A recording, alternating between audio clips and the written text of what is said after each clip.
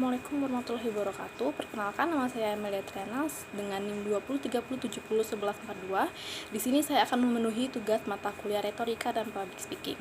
Dan di sini saya akan membahas mengenai kasus investasi bodong yang dilakukan oleh Indra Kents dan Doni Salmanan, yang dimana saya akan membahas tentang aliran dana tersebut kemana aja. Nah, Bareskrim Polri sekarang tengah menangani kasus dugaan tindak pidana judi online dan pencucian uang yang dilakukan oleh dua influencer, yaitu Indra Kents dan Doni Salmanan.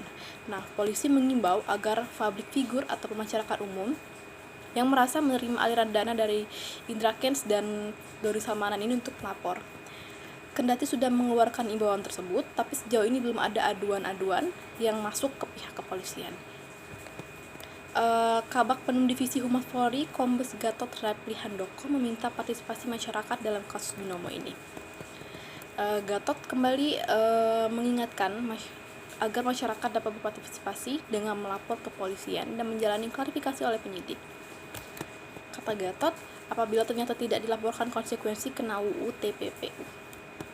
Nah, Kabar Reskrim Polri Komjen Agus Andrianto menjelaskan alasan para penerima uang dan barang dari Indra Kents dan Doni Salmanan mesti melapor ke polisian.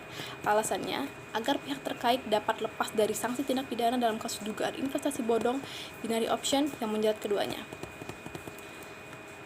Karena aliran dana ini bisa masuk kepada siapa saja, kepada mereka bisa berpotensi menjadi pihak yang turut membantu perbuatan tersangka yang sedang dilakukan proses penyidikan.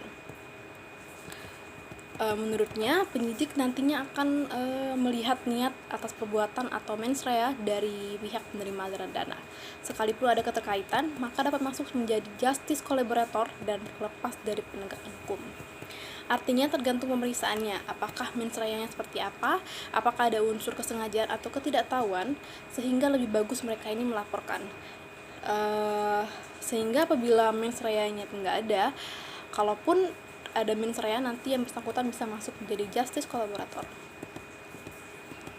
Dan Agus mengatakan pihak yang melaporkan telah menerima aliran dana dan terlibat dalam dugaan tindak pidana yang menjerat Indra Kents dan Doni Salmanan. Nantinya diminta menjadi justice collaborator dalam rangka pengembangan kasus. Agus mengatakan kalau mereka tidak melaporkan dan kemudian terindikasi jejaknya berperan aktif, ya mau tidak mau kita akan masukkan yang bersangkutan daripada bagian para pelaku. Baiklah, itu saja yang dapat saya jelaskan mengenai aliran dana dari investasi bodong dua influencer, yaitu Indra Kents dan Doni Salmanan. Saya rasa cukup.